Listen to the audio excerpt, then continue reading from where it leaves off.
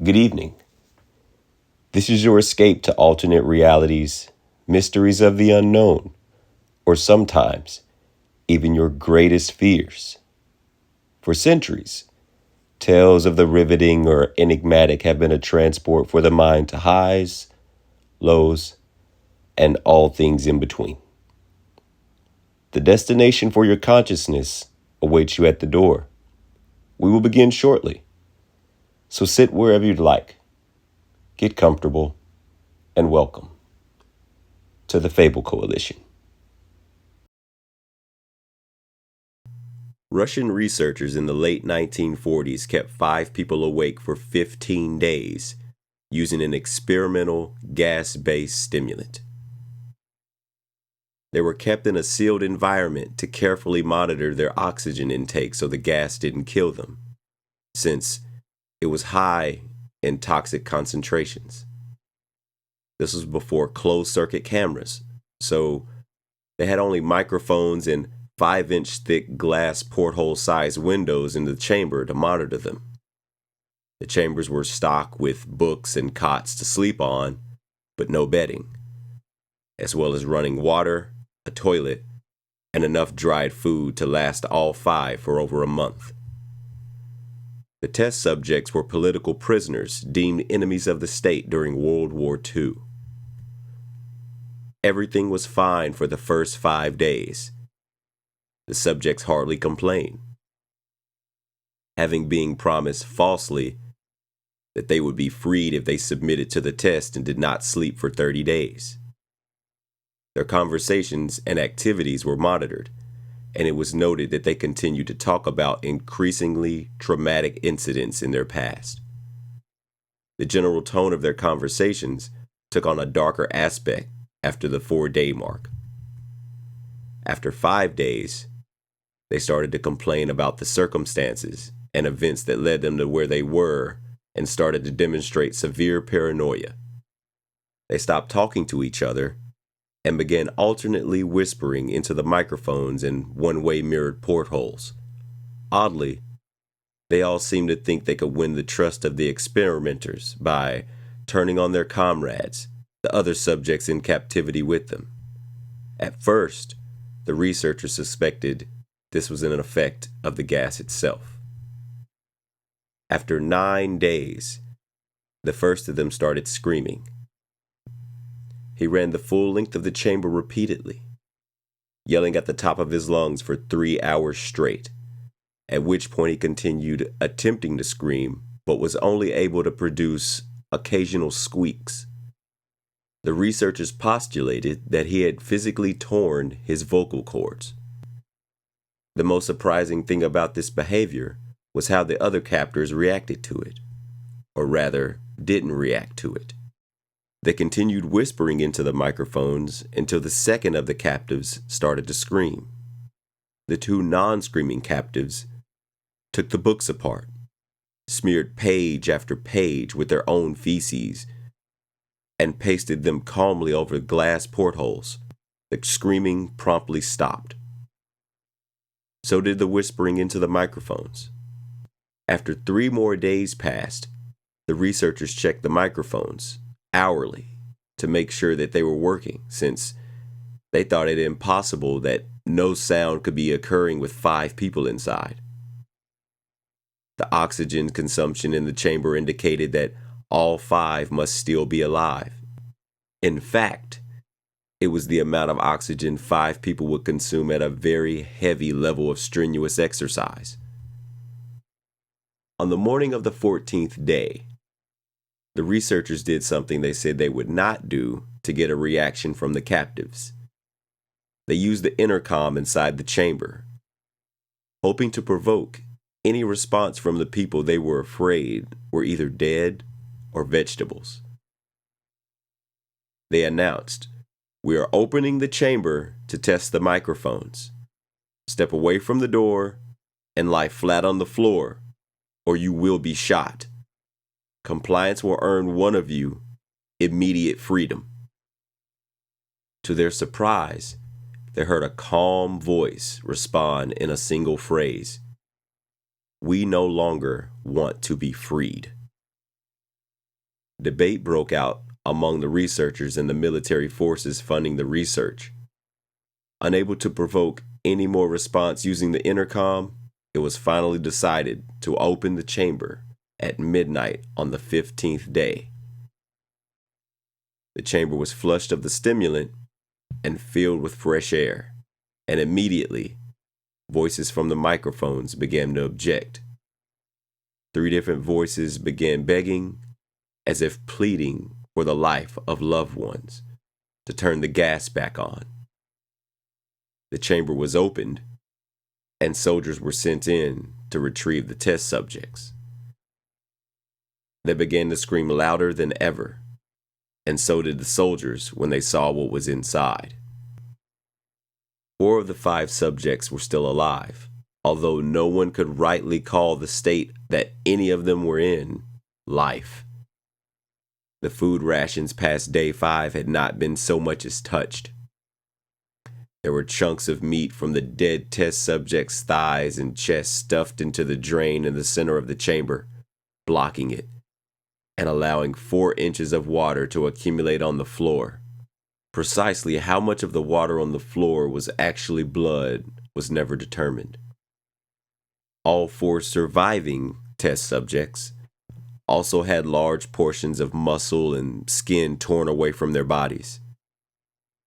The destruction of flesh and exposed bone on their fingertips indicated that the wounds were inflicted by hand, not with teeth, as the researchers initially thought. Closer examination of the positions and angles of the wounds indicated that most, if not all of them, were self-inflicted. The abdominal organs below the rib cage of 4 test subjects had been removed, while the heart, lungs, and diaphragm remained in place. The skin and most of the muscle attached to the ribs had been ripped off, exposing the lungs through the rib cage. All the blood vessels and organs remained intact, but had been taken out and laid on the floor, fanning out around the eviscerated but still living bodies of the subjects. The digestive tract of all 4 could be seen to be working, digesting food. It quickly became apparent that what they were digesting was their own flesh that they had ripped off and eaten over the course of days. Most of the soldiers were Russian, special operatives at the facility, but still, many refused to return to the chamber to remove the test subjects. The subjects themselves continued to scream to be left alone in the chamber and begged and demanded that the gas be turned back on, lest they fall asleep. To everyone's surprise, the test subjects put up a fierce fight in the process of being removed from the chamber. One of the Russian soldiers died from having his throat ripped out, and another was gravely injured by having his testicles ripped off and an artery in his leg severed by one of another subject's teeth. Another 5 of the soldiers lost their lives, if you count the ones that committed suicide in the weeks following the incident. In the struggle, one of the 4 living subjects had his spleen ruptured and bled out almost immediately. The medical researchers attempted to sedate him, but this proved impossible. He was injected with more than 10 times the human dose of a morphine derivative and still fought like a cornered animal, breaking the ribs and arm of one doctor. His heart was seen to beat for a full 2 minutes after he had bled out, to the point there was more air in his vascular system than blood.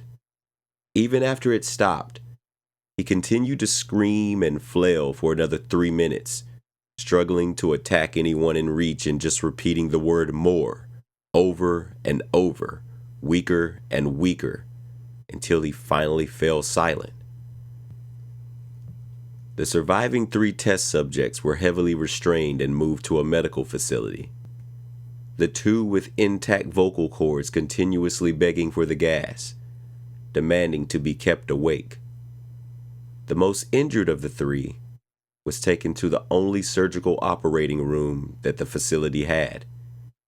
In the process of preparing the subject to have his organs placed back within his body, it was found that he was effectively immune to the sedative they had given him to prepare him for the surgery.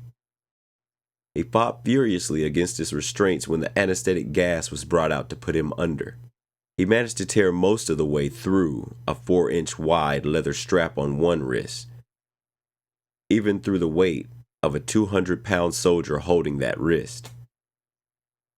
It took only a little more anesthetic than normal to put him under, and the instant his eyelids fluttered and closed, his heart stopped. In the autopsy of the test subject that died on the operating table, it was found that his blood had tripled the normal level of oxygen. The muscles that were still attached to his skeleton were badly torn, and he had broken 9 bones in his struggle to not be subdued. Most of them were from the force his own muscles had exerted on them. The second survivor had been the first of the 5 to start screaming. His vocal cords destroyed. He was unable to beg or object to surgery, and he only reacted by shaking his head violently in disapproval when the anesthetic gas was brought near him. He shook his head yes when someone suggested, reluctantly, that they should try surgery without anesthetic, and did not react for the entire 6-hour procedure of replacing his abdominal organs and attempting to cover them with what remained of his skin. The surgeon presiding stated repeatedly that it should not be medically possible for this patient to still be alive.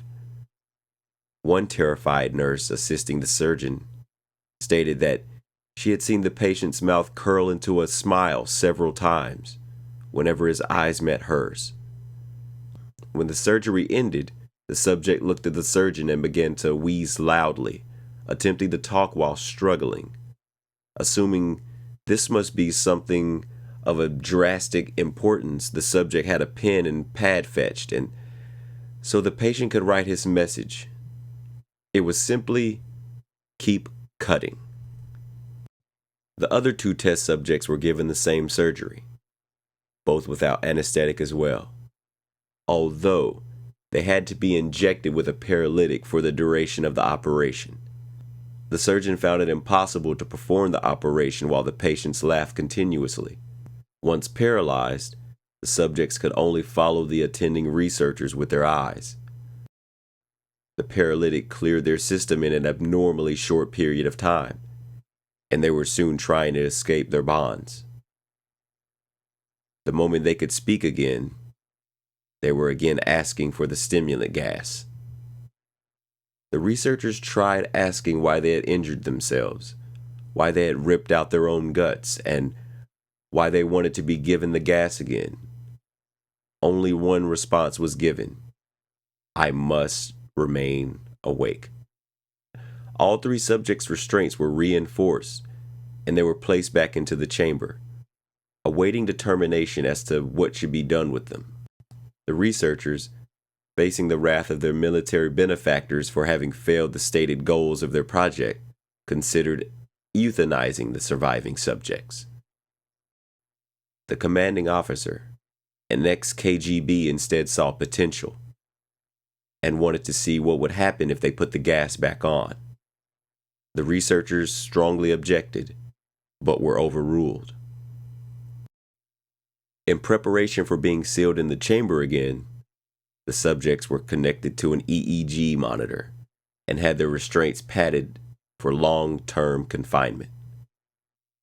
To everyone's surprise, all 3 stopped struggling the moment it let slip they were going back on the gas. It was obvious at this point. All 3 were putting up a great struggle to stay awake.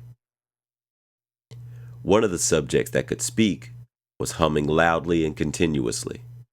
The mute subject was straining his legs against the leather bonds with all his might. First left, then right, then left again for something to focus on. The remaining subject was holding his head off of his pillow and blinking rapidly. Having been the first to be wired to the EEG machine, Most of the researchers were monitoring his brain waves in surprise. They were normal most of the time, but sometimes flatline inexplicably. It looked as if he were repeatedly suffering brain death before returning to normal. As they focused on paper scrolling out of the brainwave monitor, only one nurse saw the man's eye slip shut at the same moment his head hit the pillow. His brain waves immediately changed that of a deep sleep, then flatlined for the last time his heart simultaneously stopped. The only remaining subject that could speak started screaming to be sealed in now. His brain waves showed the same flat lines as the one who had just died from falling asleep. The commander gave the order to seal the chamber with both subjects inside, as well as 3 researchers. One of the named 3 immediately drew his gun and shot the commander point blank between the eyes, then turned the gun on the mute subject and blew his brains out as well. He pointed his gun at the remaining subject, still restrained to a bed, as the remaining members of the medical and research team fled the room. "I won't be locked in here with these things. Not with you." That's what he screamed at the man strapped to the table. "What are you?" he demanded. "I must know." The subject smiled. "Have you forgotten so easily?" the subject asked. "We are you. We are the madness that lurks within you all, begging to be free at every moment in your deepest animal mind. We are what you hide from in your beds every night. We are what you sedate into silence and paralysis when you go into the nocturnal haven where we cannot tread." The researcher paused, then aimed at the subject's heart and fired. The EEG flatlined as the subject weakly choked out, so nearly free.